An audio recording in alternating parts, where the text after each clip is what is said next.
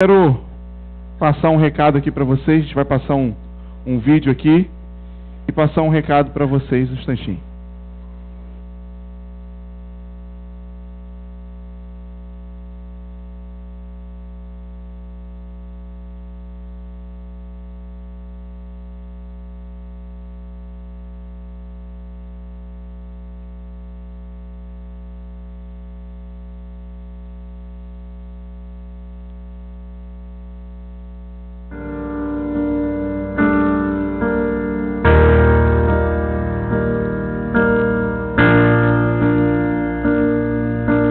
O que você precisa para ser feliz? O que falta para você ser feliz?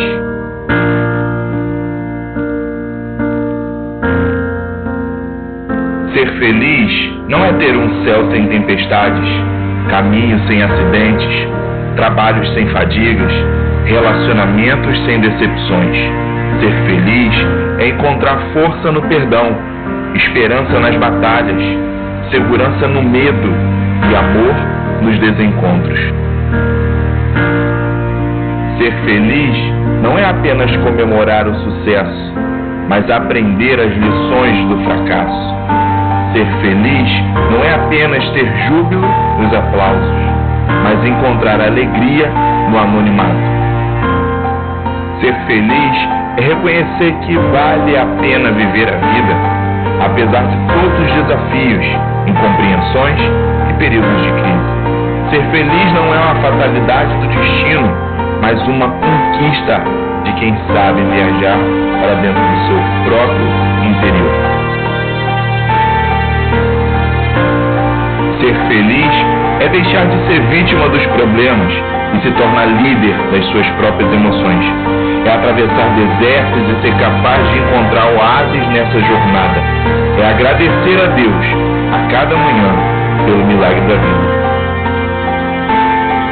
Ser feliz é não ter medo dos próprios sentimentos. É saber falar de si mesmo. É ter coragem para ouvir um não. É ter segurança para receber uma crítica, mesmo que injusta. É beijar os filhos, curtir os pais. É ter momentos poéticos com os amigos, mesmo que eles nos magoem. Ser feliz é deixar viver livre a criança alegre e simples que mora dentro de cada um de nós. É ter maturidade para falar, eu errei. É ter ousadia para dizer, me perdoe. É ter sensibilidade para expressar, eu preciso de você. É ter capacidade de dizer, eu te amo. Ser feliz não é ter uma vida perfeita, mas ser feliz é ser apaixonado pela sua própria vida. Ser feliz é usar as lágrimas para irrigar a tolerância, usar as perdas para refinar a paciência, usar as falhas para esculpir a serenidade, usar a dor para lapidar o prazer, usar os obstáculos para abrir as janelas da inteligência.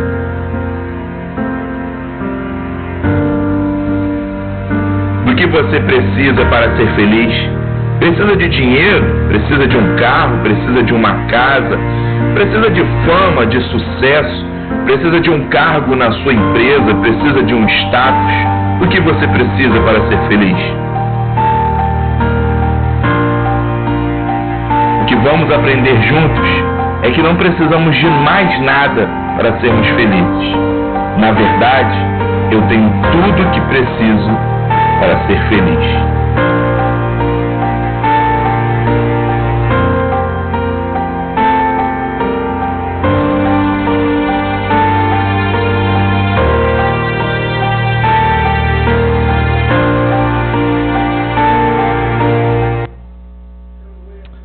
Amém. A partir das próximas semanas, nós vamos começar aqui um grande treinamento, um grande seminário de felicidade. Uma das marcas da sabedoria é a felicidade. Os sábios, grandes sábios, eles encontraram e eles encontram a sabedoria. Mas o grande desafio do sábio não é só encontrar a sabedoria, mas é levar pessoas. O grande desafio do sábio não é encontrar a felicidade somente para a vida dele, mas é levar as pessoas à felicidade. Os sábios encontraram a felicidade, sabem o caminho da felicidade e levam pessoas à felicidade. E então nas próximas semanas vamos começar aqui um grande treinamento, um grande seminário aqui sobre a felicidade, uma grande necessidade da nossa sociedade também. E eu quero desafiar você a estar presente, e eu quero desafiar você a trazer pessoas para cá, para que também possam se encontrar diante desse trabalho, desse projeto que nós vamos fazer, e para que essas orientações sejam edificantes, sejam libertadoras na vida dessas pessoas também. Fala assim: eu vou aprender que eu não preciso de mais nada para ser feliz. Eu vou aprender que eu tenho tudo o que eu preciso para ser feliz. Amém? Então, vocês sabem, viajo para Israel hoje, depois do culto, vou começar já o projeto da viagem. E daqui a 2 semanas estou de volta e a gente vai começar essa nova série de mensagens e espero por vocês, tá bom? Tem mais um recado para vocês aí. Pode passar, por gentileza.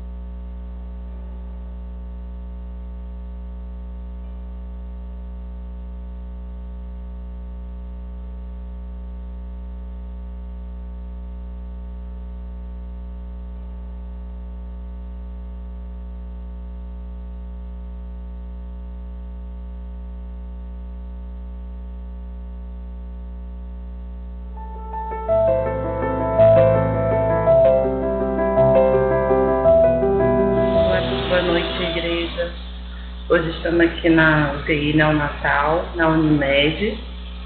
Nós estamos aqui com o Lucas. Ele para quem não acredita em milagres, não acredita em Deus, ele é uma prova viva, que nasceu de 24 semanas e está aí, até hoje, dia após dia. Estamos vivendo aqui o sobrenatural de Deus, sendo impactados com a vida dele. Honra e glória seja dada a Deus. E até hoje, né, nós vamos buscando, pedindo a Deus pela vida dele, e Deus tem nos surpreendido com o poder dele aqui, e nós estamos cada dia impactados com a mão dele. Esse aqui é o Luquinhas, que está aqui no colo do pai. Já está aqui. Vou botar aqui para todo mundo ver. Esse é o Luquinhas. Oi, gente. Boa tarde, gente. Hoje ele está aqui com o Tiago. Antes a gente nem podia pegar no colo, a gente está podendo. E nós cremos que daqui em breve estaremos para casa. E assim, se você hoje passa por algum problema, alguma dificuldade, não deixe de confiar em Deus, porque Deus está no controle de tudo. Em breve estaremos aí apresentando ele na igreja. E hoje está fazendo 45 dias que ele está aqui. 45 dias, mas ele está bem, graças a Deus. E eu queria agradecer a todos também pelo apoio, pela oração, pelas palavras, pelas mensagens que foi enviadas para todos nós, né, de conforto. E também lembrar uma coisa que eu e a Bruna a gente vem sempre falando, que o pastor no ano passado ele me chamou ao altar do Senhor e ministrou uma palavra, eu não me recordo bem agora, em restituição em nossas vidas, né? Que hoje, na verdade, está aqui com o Lucas, restituindo nossas vidas, né? Veio cedo, veio, mas Deus sabe o que faz. Se vocês prestarem atenção, o Lucas nasceu, na verdade, no sepultamento do Davi, né? Onde selou tudo e veio ele para restituir nossas vidas. Então nós estamos vivendo um sobrenatural muito forte do Senhor em nossas vidas. Cada dia nós estamos sendo confrontados, cada dia está sendo muito contigo. Mas eu agradeço pela vida dele, a cada dia que passa, pelo fôlego de vida que está sendo soprado na vida dele. Tá, irmãos? Então, em breve ele estará aí com vocês, sendo apresentado na igreja e oficializando, na verdade, no altar do Senhor, porque ele já foi apresentado ao Senhor desde o ventre da sua mãe, tá? Então tá aqui. E agradeço a vocês, tá, igreja? Agradecemos a todos pela oração de todos e graças à oração ele hoje está aí. Tá aqui. Continue orando pra gente logo sair daqui e ir para casa. Obrigada. Fiquem com a paz de Deus.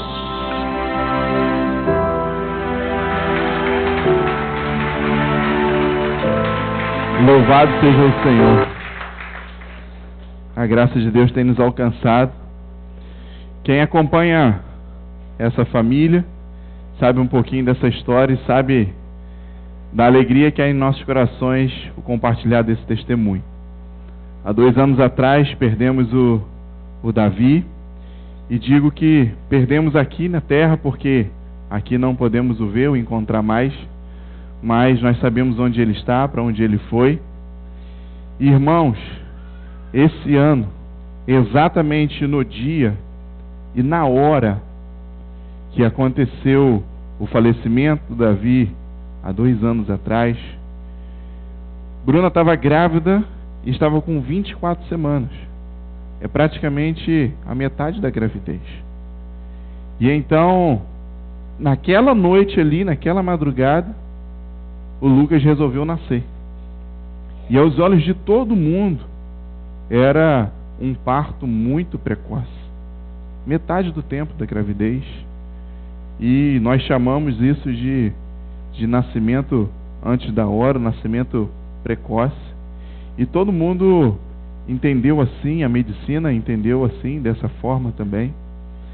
Mas, logo quando eu fiquei sabendo do que aconteceu, o Espírito Santo me mostrou essa questão das datas, que isso não era coincidência. Exatamente no mesmo dia e na mesma hora, na madrugada, foi ao longo da madrugada, que houve um acontecimento há 2 anos atrás, aí agora houve esse acontecimento. E então, Deus nos mostrou o seu poder de restituição. Porque aquela data ali era uma data para essa família e para todos nós que somos famílias de um grande luto.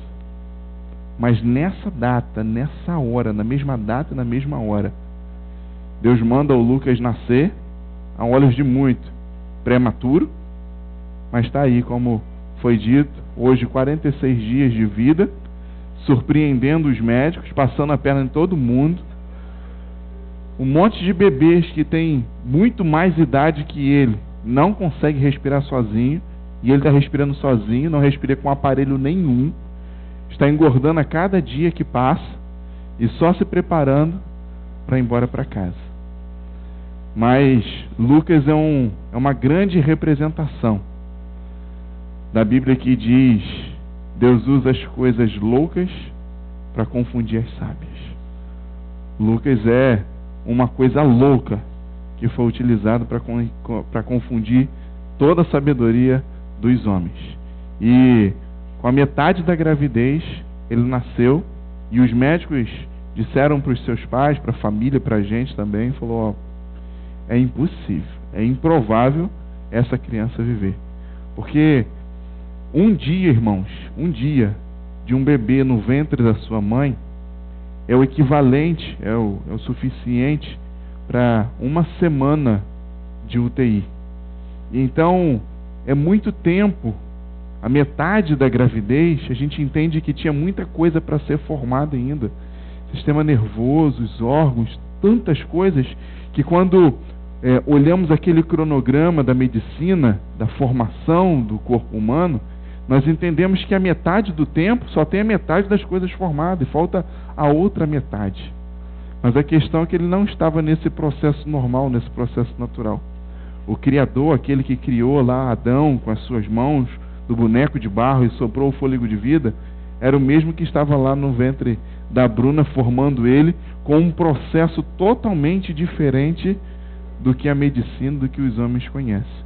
E está lá o Lucas, por questão de segurança, ele está lá, porque se dependesse dele, ele já tinha até ido embora também. Ele respira sozinho, irmão. Ele não precisa de ajuda nenhuma, ele mama, ele está engordando, ele está super bem. E então, ele veio nesse dia, nessa hora, para que a palavra de Deus, que não volta vazia, se cumprisse, com a restituição na vida de Bruna e de Tiago. E nós louvamos a Deus por mais essa experiência de fé. Sabemos que passar por isso não é fácil, né? Isso nos desafia no campo da fé, mas nós louvamos o Senhor que tem honrado a nossa fé. Amém? Você pode aplaudir o Senhor mais uma vez? Louvado seja o Senhor. Glória a Deus. Quero compartilhar uma mensagem com vocês nessa noite. E o tema da mensagem é Por um Fio. Fala assim, por um fio. Foi mais ou menos hoje o jogo do Brasil, né? Por um fio não ganha, por um fio não perde, por um fio empatou. É mais ou menos assim. Foi por um fio. E todos nós já vivemos pelo menos uma situação assim na nossa vida. Foi por um fio. Determinada coisa, determinada situação, você fala assim, olha, foi por um fio. Foi por um fio que não acontece, ou foi por um fio que aconteceu. Você já viveu situação assim? Levanta a mão, confirma aí para mim. Ou foi por um fio, foi por quase, né? Na época de escola, de faculdade, por um fio você passou de ano, né? Ou por um fio não passou. Na verdade não foi por um carretel inteiro. Mas para o seu pai e para sua mãe você falou que foi por um fio, né? Faltou só uma coisinha para passar. Mas nós já vivemos muitas situações assim. Inclusive a misericórdia do Senhor, a Bíblia diz, que são as causas de não sermos consumidos. E por causa da misericórdia dele, nós recebemos todos os dias livramentos do Senhor. Muitos livramentos do Senhor. Então nós passamos diariamente por situações assim, por um fio. Tem algumas que a gente vê, que a gente sabe, reconhece. Mas tem situações que foi por um fio na sua vida e você não está nem sabendo. Deus te deu um livramento grande, tremendo, mas você não está nem sabendo o que ia acontecer na sua vida e que foi por um fio também. Abra sua Bíblia, por favor, no livro de Josué. 6º livro da Bíblia, livro de Josué. A história do povo de Israel. Lá no início do livro de Josué, no capítulo 2. Você que nos visita, se estiver sem Bíblia, vamos compartilhar com você, o irmão que está aí à sua direita, à sua esquerda. Não vai me deixar mentir aqui e você vai ser ajudado, vai compartilhar com você a Bíblia. Ou se você trouxe, tiver dificuldade de encontrar Josué capítulo 2, nós vamos te ajudar, vamos te auxiliar a encontrar o livro de Josué, logo no início, no capítulo 2.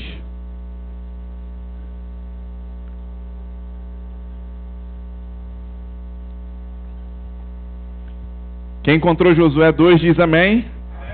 Quem não encontrou fala, preciso de ajuda. Se alguém falou preciso de ajuda perto de você, fica atento aí.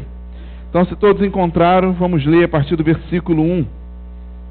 Diz assim, de Sitim enviou Josué, filho de Num, 2 homens secretamente porque eles foram espiar a terra, foram verificar algumas questões de um lugar, de uma terra que eles foram enviados. Então foram enviados secretamente como espias, dizendo, andai e observai a terra de Jericó. Foram, pois, e entraram na casa de uma mulher, uma prostituta, cujo nome dela era, qual o nome da mulher? Raabe. E pousaram ali. Versículo 2. E então se deu notícia ao rei de Jericó, dizendo, eis que esta noite vieram aqui os homens dos filhos de Israel para espiar essa terra. Mandou, pois, o rei de Jericó dizer a Raabe, faze sair os homens que vieram a ti e entraram na tua casa, porque vieram espiar toda a terra. A mulher, porém, havia tomado e escondido os 2 homens e disse, é verdade que os homens vieram a mim, porém eu não sabia de onde eles eram. Havendo de se fechar a porta, sendo já escuro, eles saíram, não sei para onde foram. Ide após eles depressa, porque os alcançareis. Versículo 6. Ela, porém, os fizera subir ao eirado, que é como se fosse ao sótão, aquela parte superior da casa. e os escondera entre as cenas, os rolos de linho que havia disposto em ordem ali naquele eirado, naquela laje, naquele sótão. Foram-se aqueles homens após os espias pelo caminho que dava aos vales do Jordão, e havendo saído aos que iam após eles, fechou-se a porta. Então, depois que os soldados foram procurar esses homens, fecharam as portas. Versículo 8. Antes que os espias se deitassem, foi ela, Raabe, ter com eles lá no eirado, e disse: bem sei que o Senhor vos deu essa terra, e que o pavor que infundes caiu sobre nós, e que todos os moradores da terra estão desmaiados, porque temos ouvido que o Senhor secou as águas do Mar Vermelho diante de vós, quando saíram do Egito, e também o que fizestes aos 2 reis amorreus, Seom e Og, que estavam além do Jordão, aos quais destruístes. Ouvindo isso, desmaiou-nos os nossos corações, e em ninguém mais há ânimo algum, por causa da vossa presença. Olha o que Raabe diz aqui, irmãos. Porque o Senhor, vosso Deus, é Deus em cima dos céus e embaixo da terra. Olha a confissão de Raabe, de uma prostituta. Porque o Senhor, vosso Deus, é Deus em cima dos céus e embaixo da terra. Isso é uma confissão, isso é um testemunho, isso é um reconhecimento. Versículo 12. Agora, pois, jurai-me, vos peço pelo Senhor, que assim como eu usei de misericórdia para convosco, também dela usareis para com a casa do meu pai, e que vocês me darão um sinal.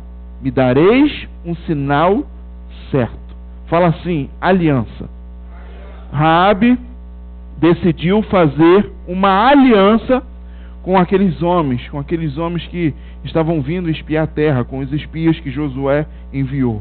E então ela pede que ela usou de misericórdia com eles, guardou a vida deles, e ela também pede para que eles usem de misericórdia. Porque mesmo sendo uma prostituta, não sendo uma profetisa, mas ela já conseguia perceber, imaginar, enxergar o que estava para acontecer. Então, diante disso, ela propõe uma aliança, fala aliança. E ela disse assim: eu peço que vocês me deem um sinal para que eu tenha certeza de que vocês vão cumprir essa aliança. Versículo 13.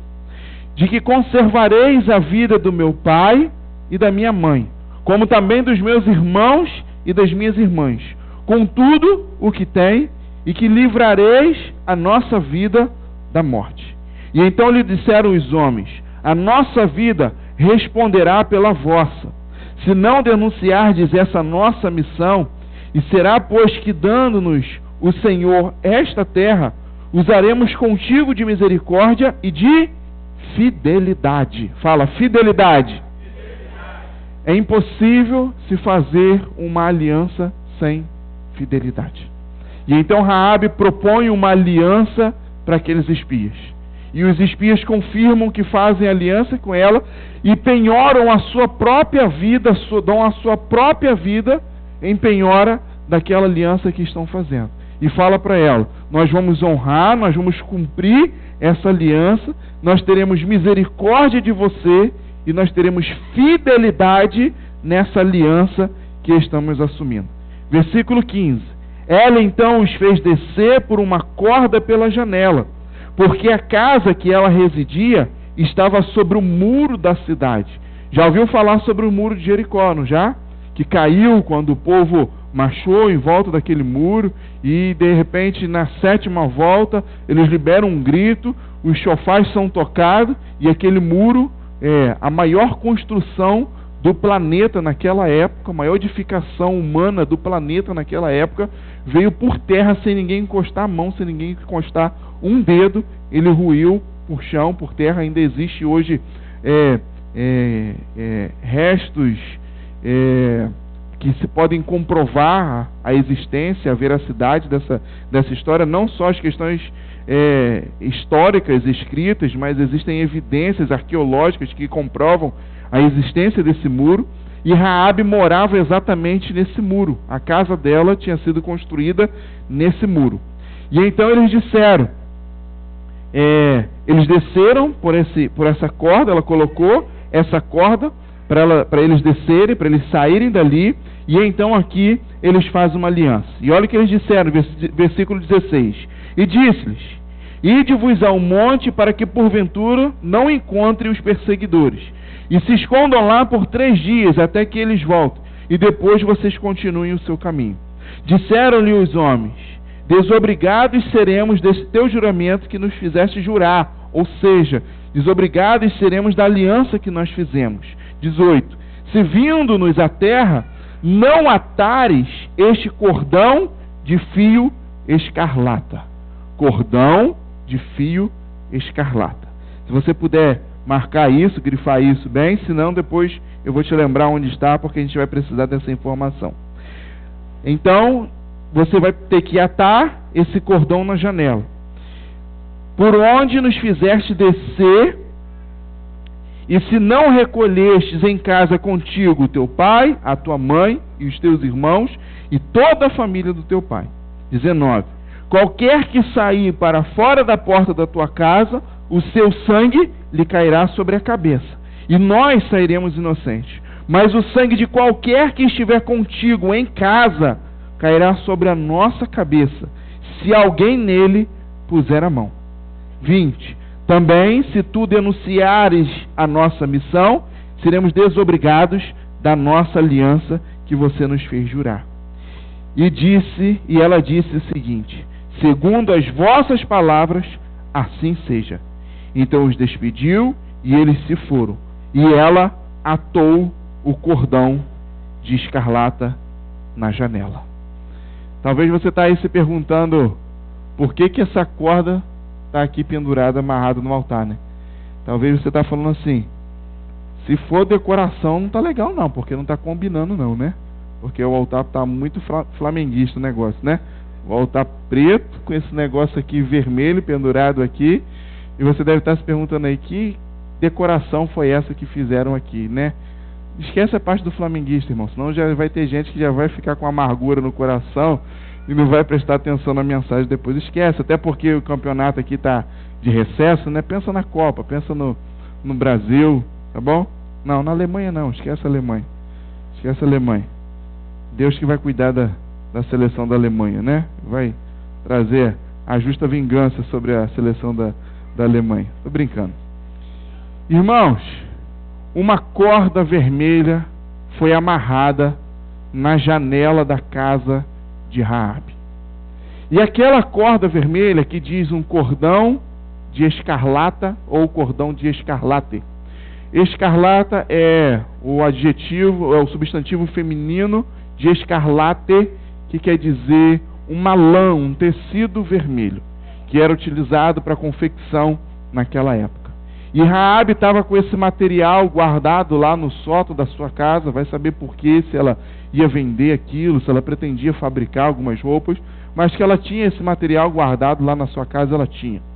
E então, eles apanharam desse material e fizeram ali construir uma corda, e foi a corda que Raabe usou para que esses espias descessem da sua casa e conseguissem fugir da perseguição que eles estavam dos soldados ali de Jericó.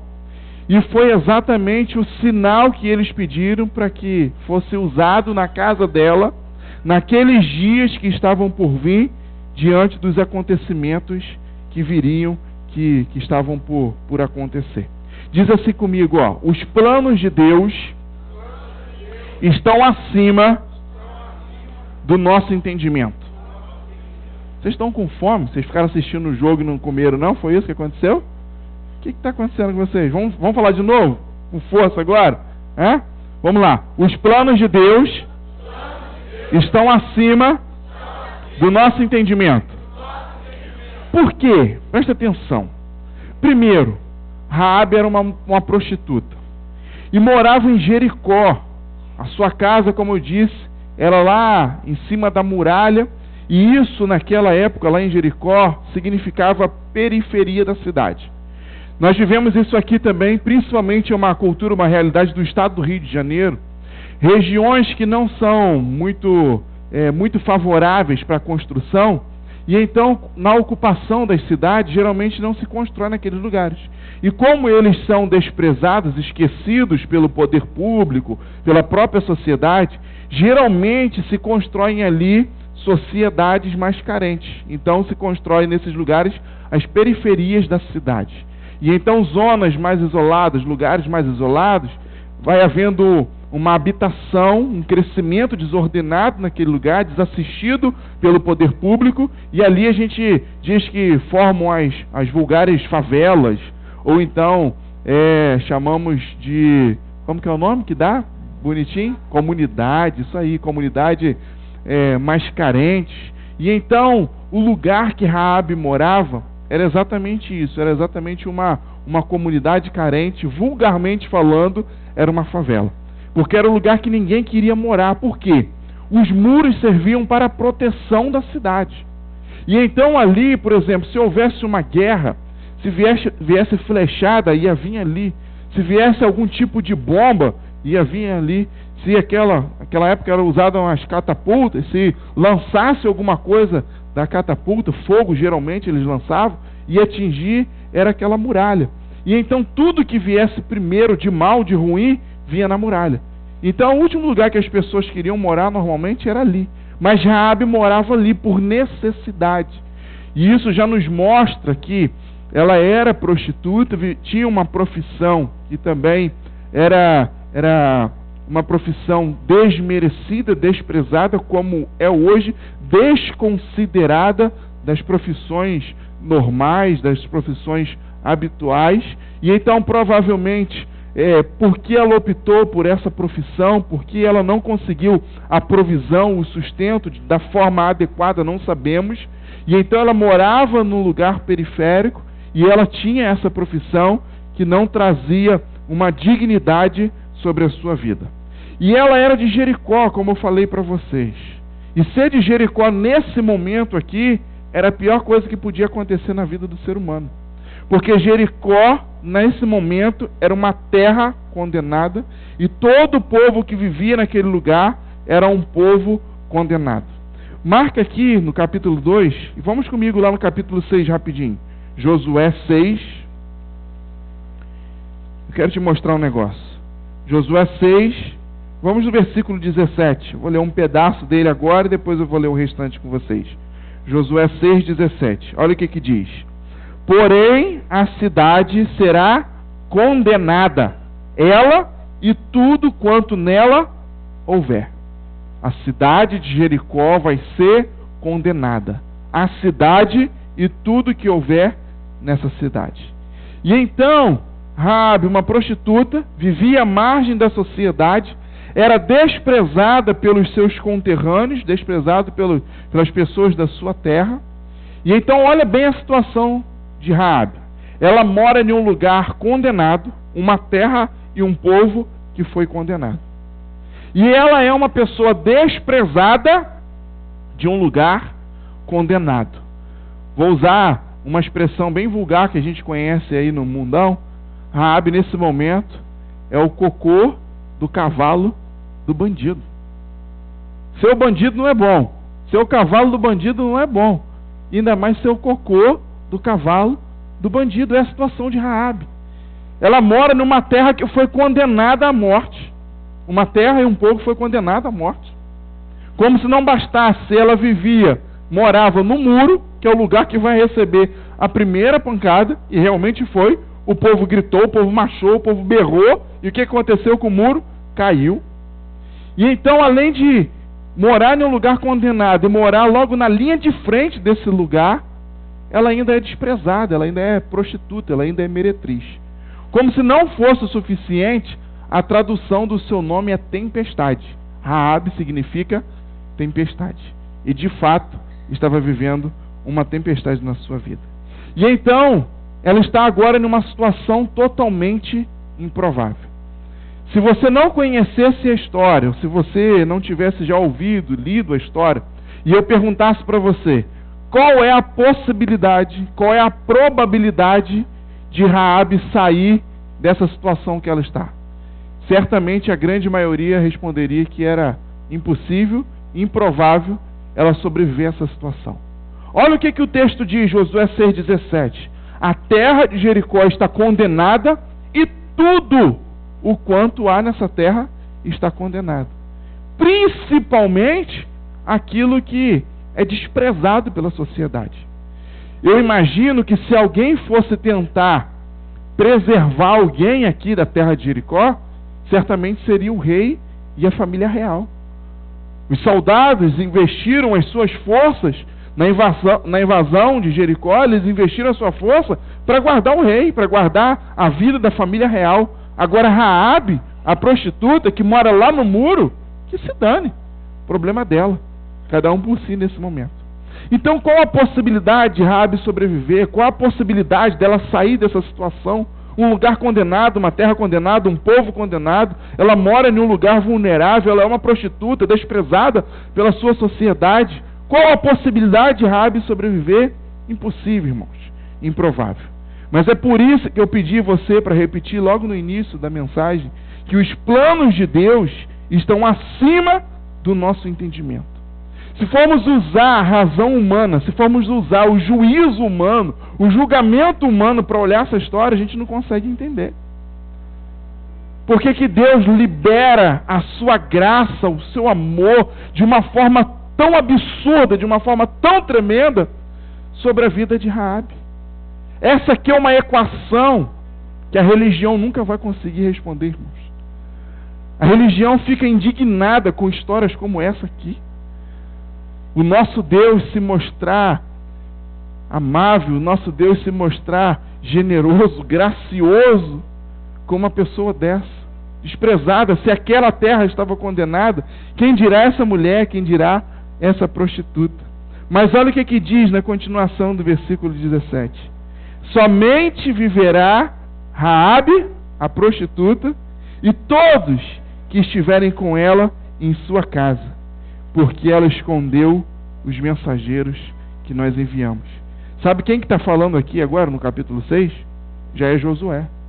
Os espias voltaram para a terra, para o acampamento, contaram para Josué, que era o líder, Moisés já havia morrido, aconteceu isso, isso e isso, e nós fizemos uma aliança com ela lá.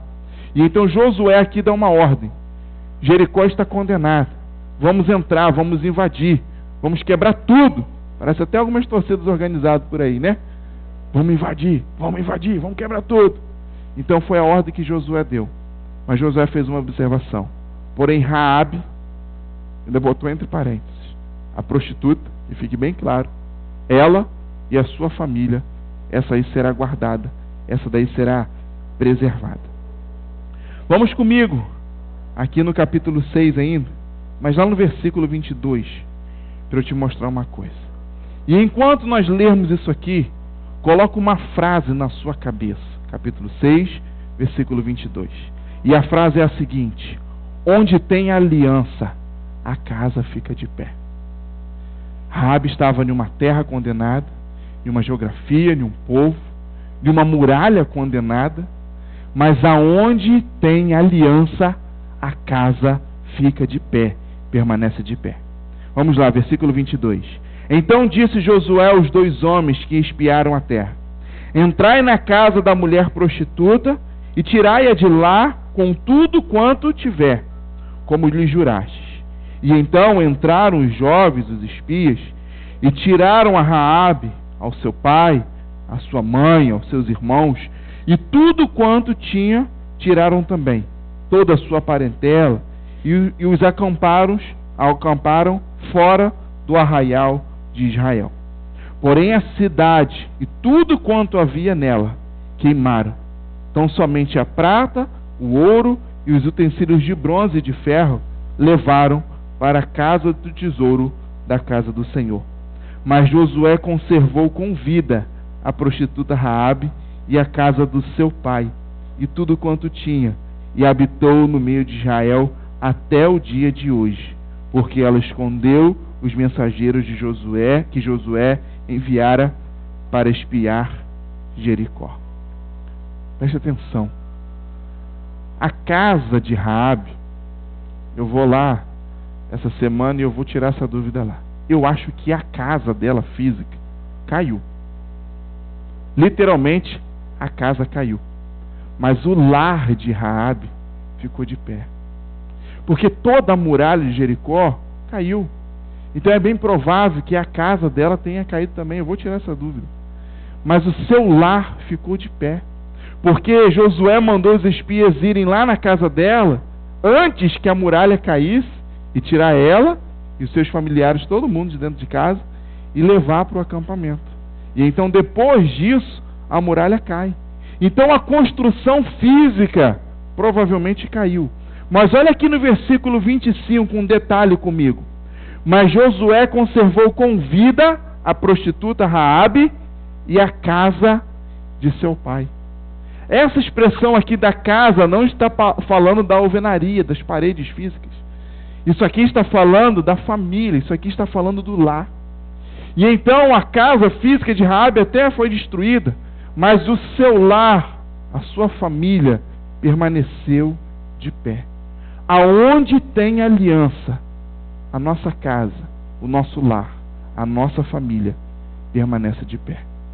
E nós estamos vivendo um tempo exatamente como esse.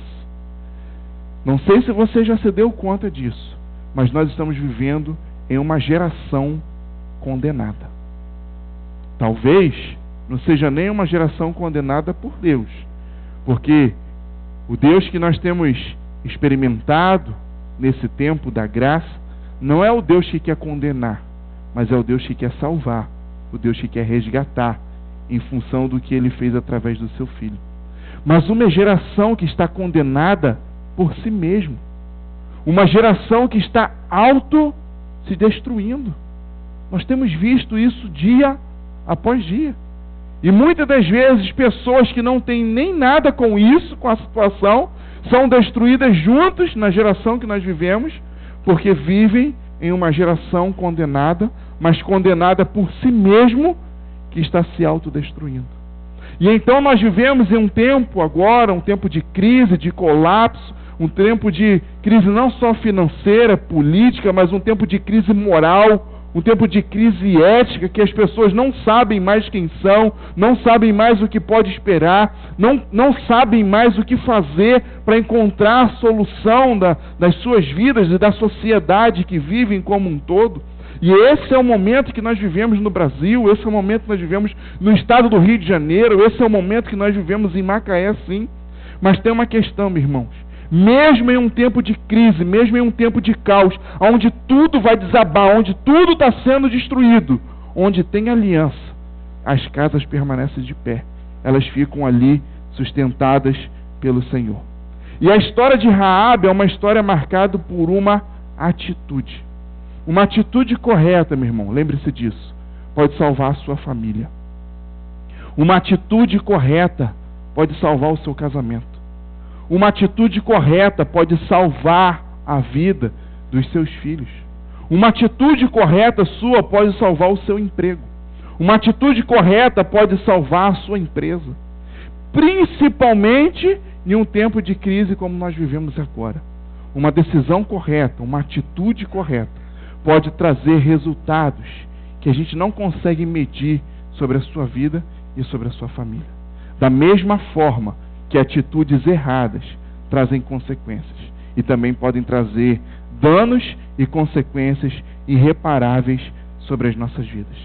Então fique muito atento, porque a história de Raabe é uma história bonita, até parece ser romântica, mas é uma história que, se a gente for resumir ela em uma palavra, se você puder usar uma palavra para traduzir, para resumir a história de Raabe, você só pode usar uma palavra: atitude. Porque aquela mulher teve uma grande atitude e foi aquela atitude que provocou algo sobre a sua vida. Volta comigo aqui no capítulo 2, por gentileza. Josué, capítulo 2, lá no versículo 18, que eu tinha pedido para você marcar, riscar, se você pudesse, ou senão eu te mostraria novamente onde estava. Josué 2,18.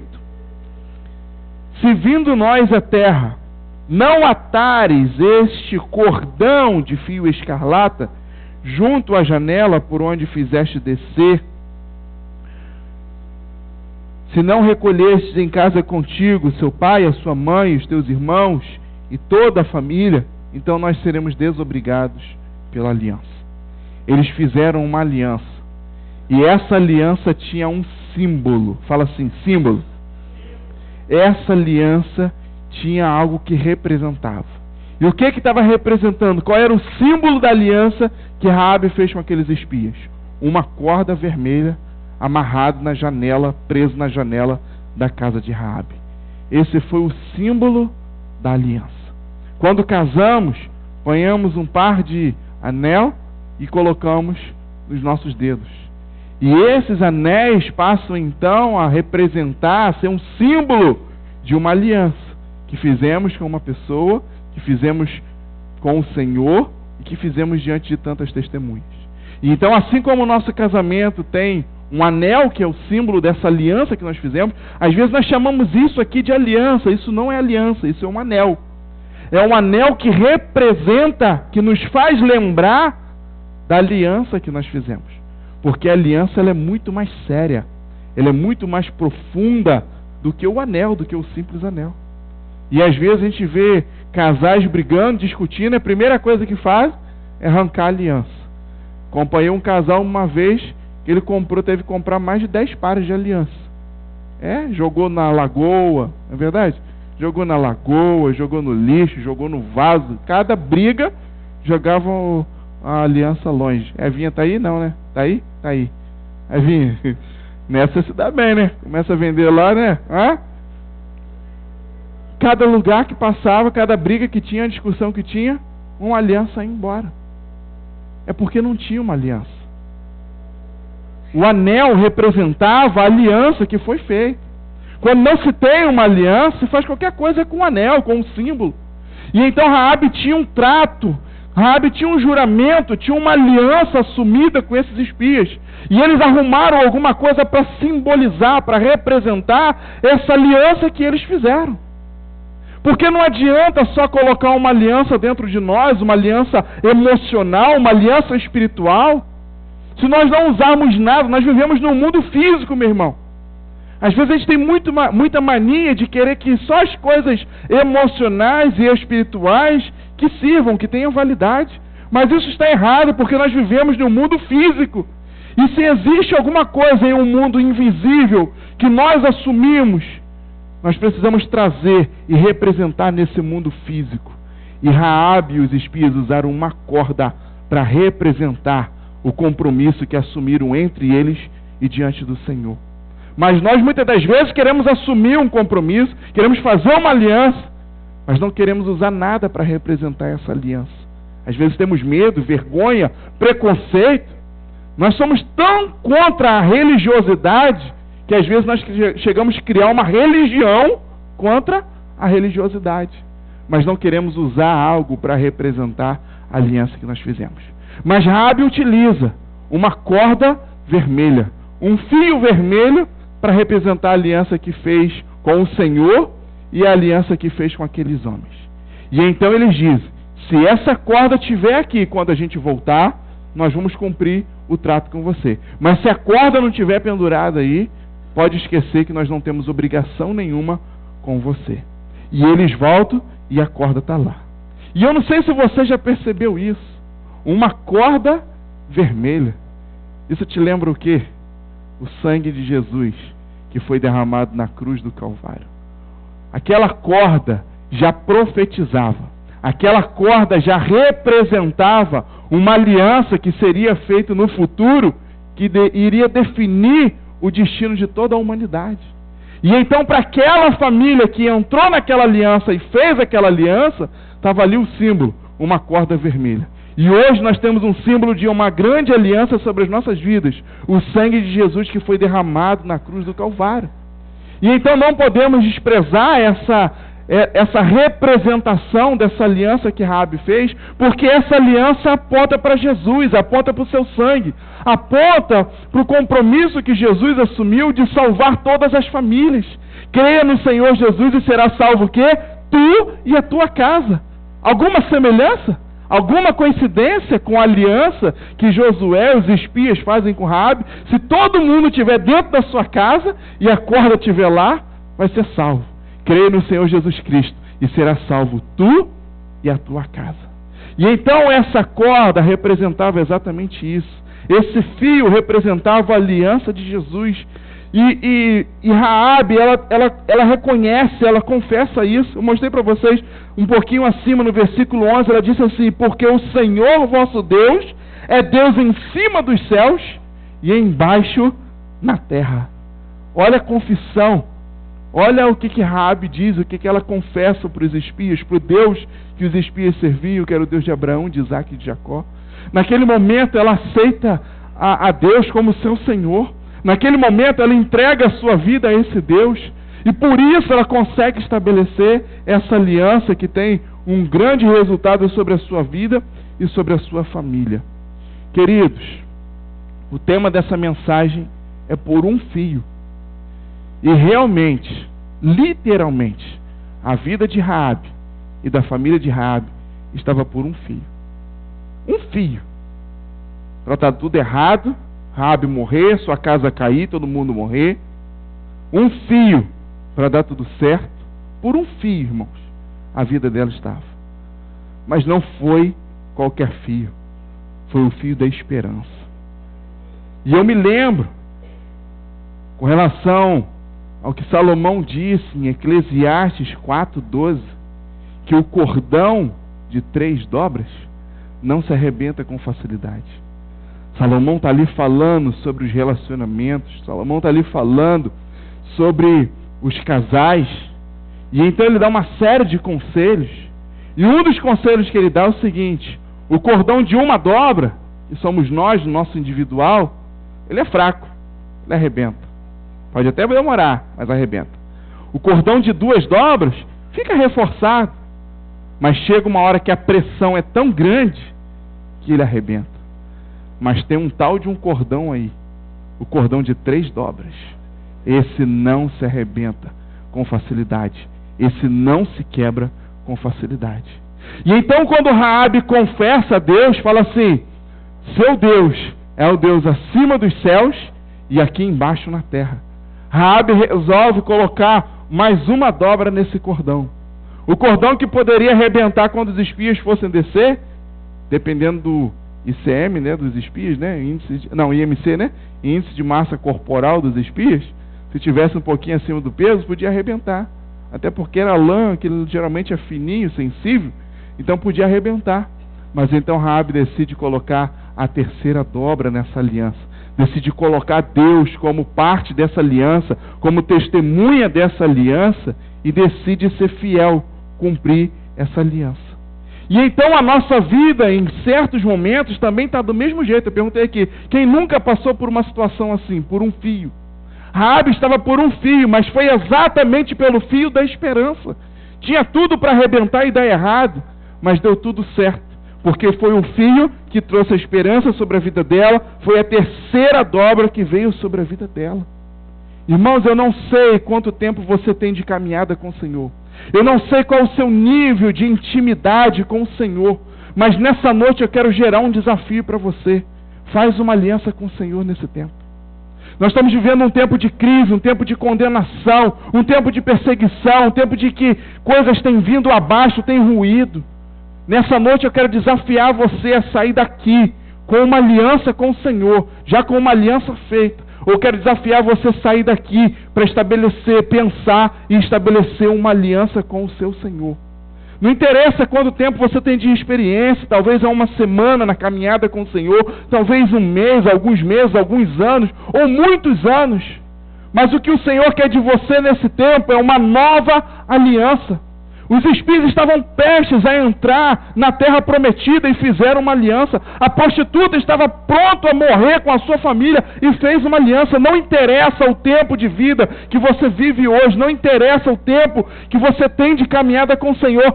Faça uma nova aliança com o Senhor. O Senhor quer te levar em águas mais profundas. O Senhor quer te levar a novos níveis. O Senhor quer te levar a viver experiências sobrenaturais como a que Raabe viveu. Era impossível, improvável aquela mulher viver. Deus também quer fazer coisas improváveis na sua vida. Deus quer fazer coisas impossíveis na sua vida. mas Ele vai fazer isso com base nas alianças que forem firmadas com Ele. Não adianta a gente só se emocionar, não adianta só ter muita fé, nós precisamos representar, nós precisamos assumir um compromisso, uma aliança de fidelidade com o Senhor. E eu tenho certeza que diante dessa aliança, o Senhor nos levará a novos níveis.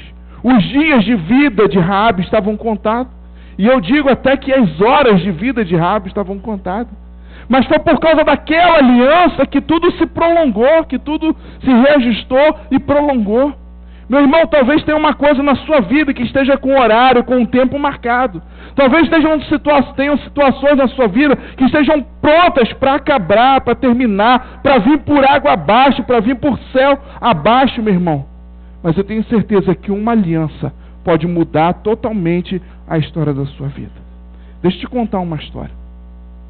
Eu li um texto, uma matéria de um filósofo, e há um tempo atrás, ele é até ateu, não acredita em Deus.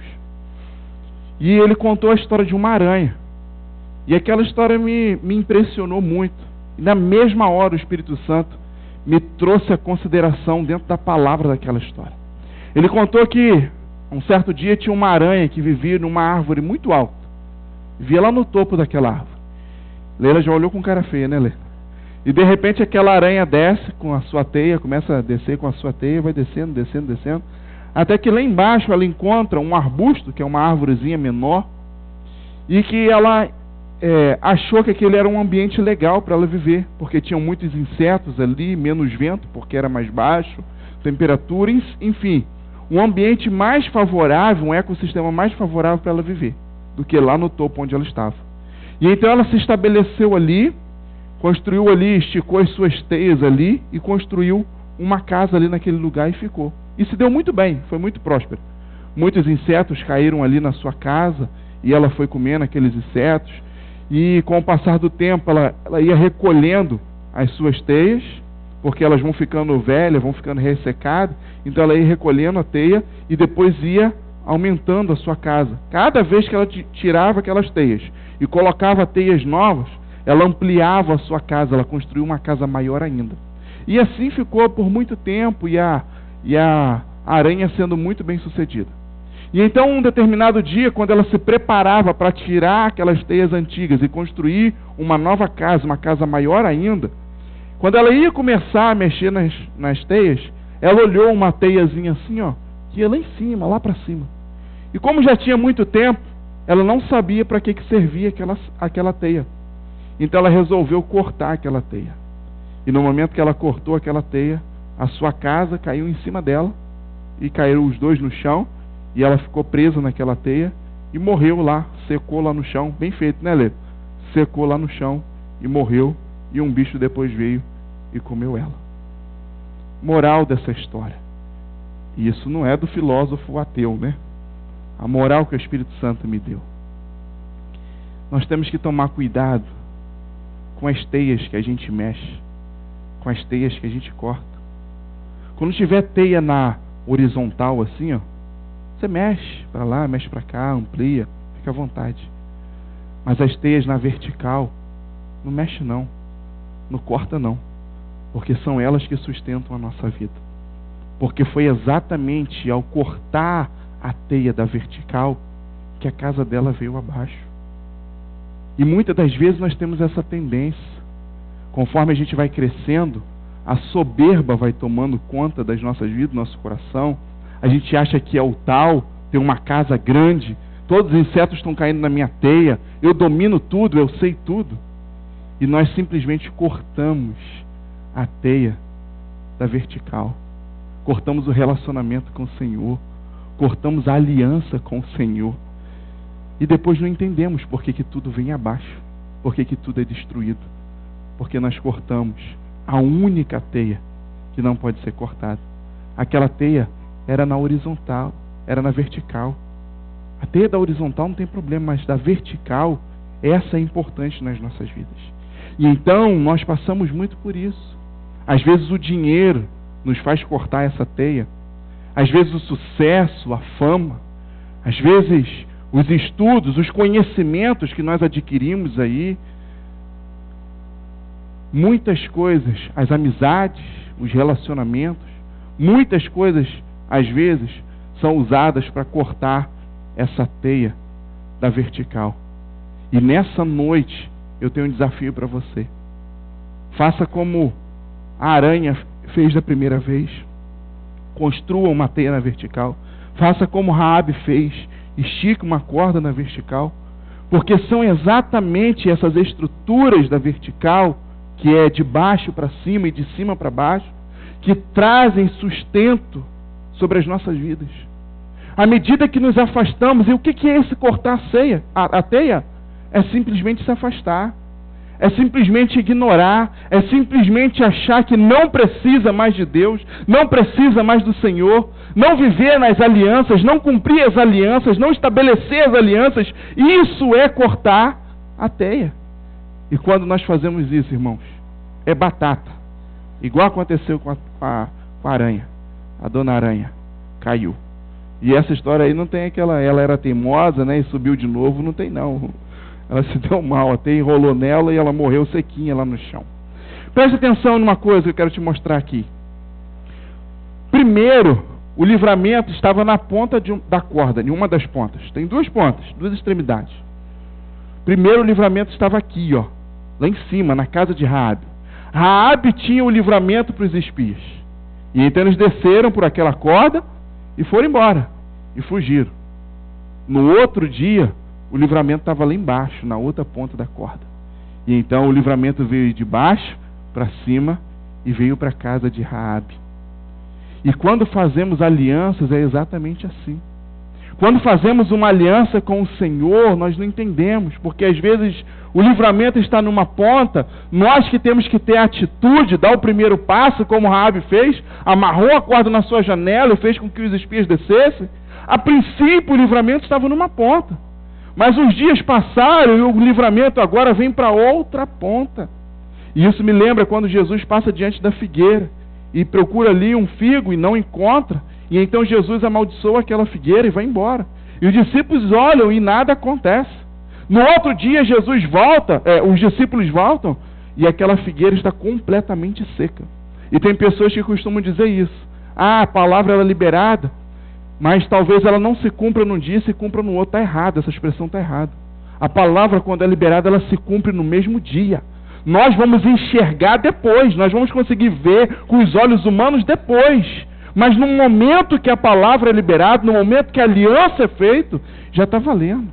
E então um dia o livramento estava numa ponta, no outro dia o livramento estava na outra ponta. E quando você faz alianças com o Senhor, quando você estica essas cordas, essas teias, é exatamente assim. Você dá o primeiro passo, você estabelece o primeiro passo da aliança com o Senhor, estabelecendo a sua aliança com Ele. Mas essa aliança não vai ser em vão, essa aliança não vai ser vazia.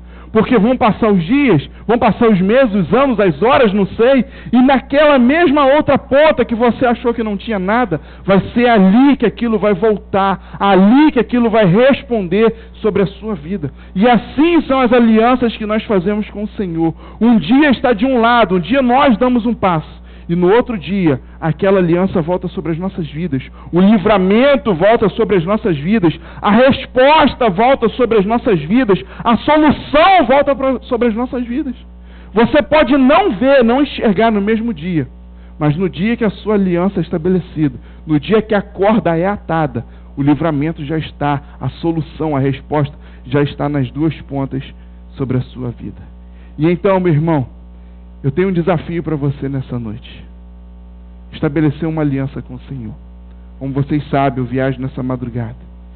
E eu disse para alguns alunos na quarta-feira, eu vou visitar lugares que foram feitas grandes alianças.